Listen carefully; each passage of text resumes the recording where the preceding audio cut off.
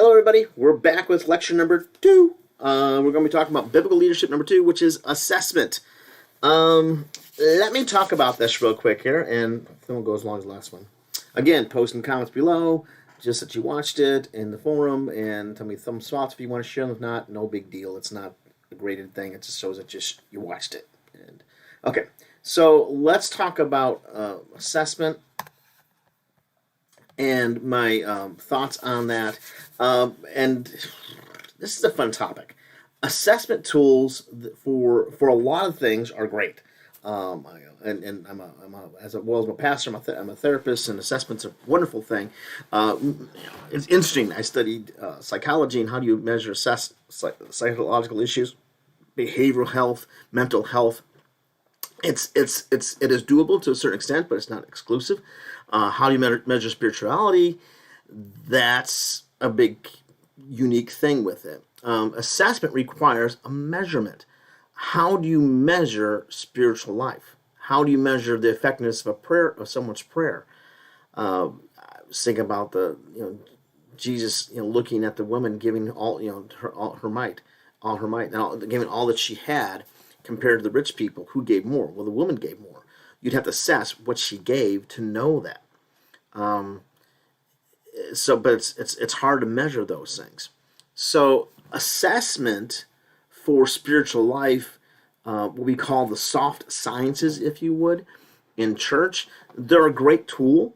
I think they create great discussion and great thought when done well, but they can be misleading. They can be unhelpful. You have to kind of use them with a grain of salt. So I give kudos to Garrison and the Acts 2 Journey people trying to create an assessment based upon this model. I don't disagree with it as use of it. I think it's something that is very useful. But I put some kind of caution with it because assessment can be helpful and it can create great dialogue about some things we'll talk about in a little bit here, but it's not the all-end-all.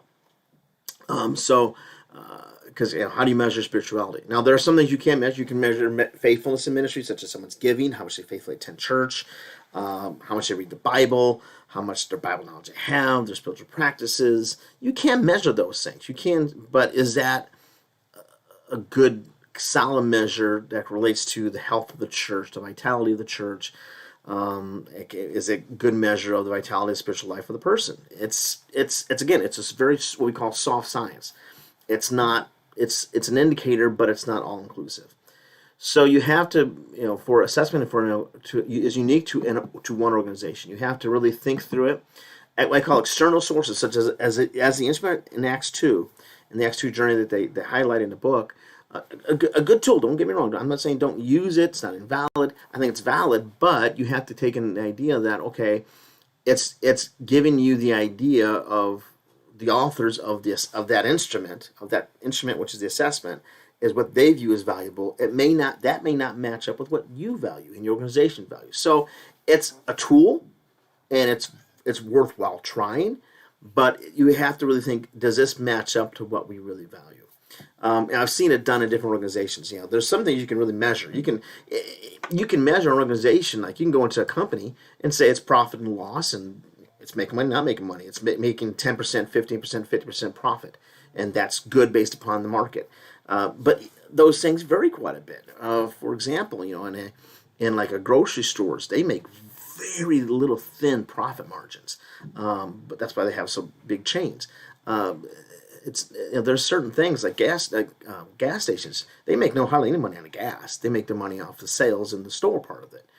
So what is successful business is based upon the model of that kind of that market of that business. I know for preschool and childcare centers, we spend 70% on payroll because that's very high. You would not, a church that had that high payroll would be really kind of out of whack. So it depends on the market, what you're doing, how you're doing it, and you got to understand that. And there's good guidelines. I've talked about a good measure of a good healthy church is where they invest their money in. A church financially, how I've assessed churches based upon their finances on what I call a 50-20-20-10 model. 50% of their money spent on their salaries, all salaries. That's from the pastor to the janitor. All the expenses it pays for a salary for all the employees, every person is 50%. And then you have 20% goes into operational costs, such as your care of your building, if it's rental, if it's all that stuff. Your lights, your heat, electrical, that sort of thing. Then there's 20% goes into operation of ministries. So like your kids' church, your Sunday school, your youth ministries, your adult ministries. The 20% of your income goes towards that. 10% goes to outreach or evangelism. And so that's one model, and it's just a reference point. I know some churches that have mortgage or whatever, and they may nip a little bit out of each of those categories to help pay for the mortgage, and that's fine, as long as you don't get have 40% in the operational budget and no money in income going towards supportive ministries. You have you have like a 80% in for the staff, which sometimes you have to do for a small startup church. Each condition varies, but again, each of those things can be assessed, but they depend upon the context. You have to think about that. You have to think about the idea of what am I trying to measure? Why do I want to measure it? Is it valid? And so, external sources such as a tool like this is a great place to start. It is a great tool to start with. That's what we want you to walk away with. Okay, if I have this tool and I use it for my ministry, which is a good thing to do. If I've never done it before, start here. Good, cool, awesome. Then use it and tweak it. And no, you're always going to tweak it. An assessment for any organization that is continually being evaluated, tweaked, processed is a really good tool, because then you take away, okay, these are our values and our mission, and that's where we want to go for then. But the problem is that okay, this I've seen organizations happen. You'll have a small group of people take those measurements based upon the mission and value, and that's it. You don't get a good picture of the effectiveness of that way. The broader the survey of that information is your best source. So I've seen churches do assessments and some hardcore assessment of stuff, and it's a long process. It's very indigenous. You usually have to pay someone to help you to go walk through it. Some churches do it without payment, but then you get feedback from everybody in part of the organization, and that takes in a whole different idea of data, and then that gives you an idea if you're hitting it or not, and that's probably your best way of doing it. So if you have just like 3 or 4 people doing the assessment, it's not a good measure. You're going to have a very skewed view of what's really there. The more information, you won't get a skewed one way or the other. You'll have more of a bell of the data, and that'll be what we call the bell curve, which statistics and assessment you want to see. So again, assessment's good. Using the tool like this is very effective, but you got to work it. But it's a great place to start. It is a great place to start. It's been around these types of tools have been around forever. Back in the day, Sunday school ministries from the Assemblies of God had a great assessment tool for all Sunday school departments and how to measure it. It was a great tool. I used it several times to assess square footage of rooms, capacities. Those are things that are important. You got to know how many people can you get in your parking lot and how many people will fit in the pews. If you have a big sanctuary but not a parking lot space to handle it, you got to fix that problem.